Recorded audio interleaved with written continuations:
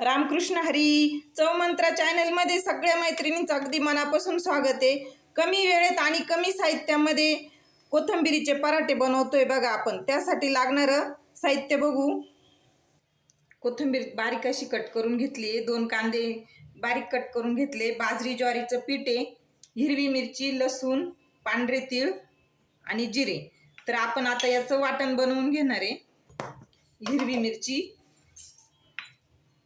मिरची, जिरे आणि लसूण याचं वाटण बनवून घेणार आहे आपण. आता ही तीळ वाटण मध्ये घेणार नाही. वाटण झालंय, ही कोथिंबीर आपण परातीत काढून घेऊ. हे वाटण टाकून घेणार आहे.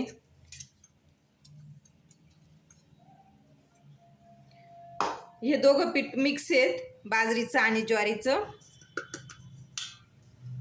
हे तीळ टाकून घेणार आहे. हा कांदा आणि चवीनुसार मीठ टाकून घेऊ. आता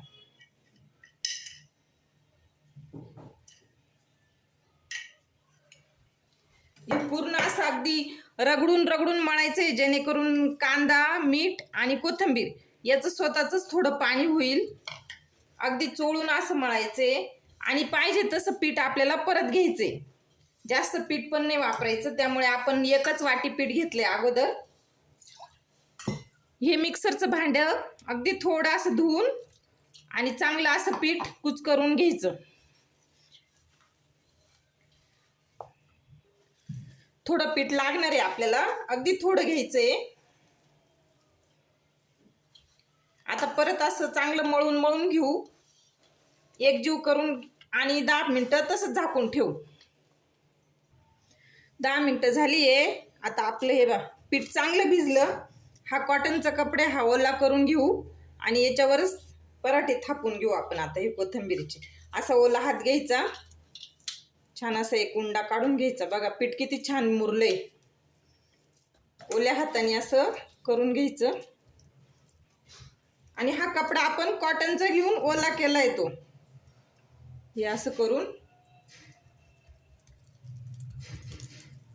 पूर्ण असं हळू हाताने एकदम असं थापून घ्यायचं.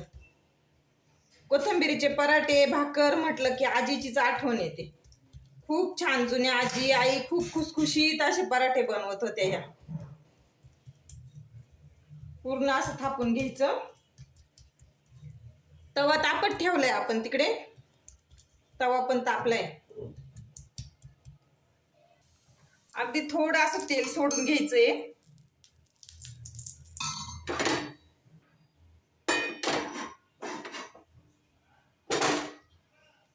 कमी गॅस केला आपण आणि असं अलगद टाकून द्यायचं. बघा किती छान झाला पराठा आपला. थोडा ओला हात घेऊन असं परत एकदा करून घ्यायचं. थोडं तेल सोडायचंय. हे आता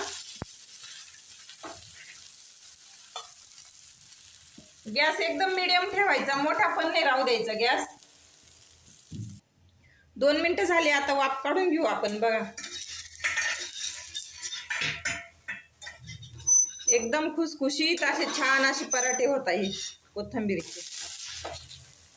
एक लाईक आणि एक सबस्क्राईब नक्की करा. बघा आता छान तेल टाकून घ्यायचं. तेल टाकायचं किंवा तूप टाकायचं आणि अजून एक वेळेस छान होऊ द्यायचं त्याला. एकदम क्रिस्पी असे पराठे बनतात. बघा आपण आता उलट पालट करून छान भाजून घेतलाय पराठा.